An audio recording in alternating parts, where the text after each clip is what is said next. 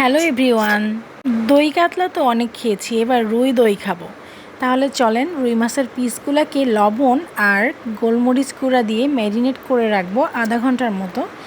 এবারে কড়াইয়ে তেল ভালো করে গরম করে ম্যারিনেট করে রাখা মাছগুলো দিয়ে উল্টে পাল্টে বেশ ভালো করে ভেজে নেব। এবারে তেলে আমি তেজপাতা, এলাচ, দারুচিনি ফোড়ন দিয়ে হাফ কাপের মতো পেঁয়াজ বাটা, 1 চা চামচ রসুন বাটা, 1 চা চামচ আদা বাটা আর 2 চা চামচ কাঁচামরিচ বাটা দিয়ে ভালো মতো কষাচ্ছি। এরপরে আমি জিরা গুঁড়া আর ধনিয়া গুঁড়া দিয়ে দিলাম। তারপরে আমি বাদাম বাটা আর টক দই দিয়ে বেশ কিছুক্ষণ ধরে মশলাটাকে কষে নিয়ে ভেজে রাখা মাছগুলো দিয়ে দিলাম।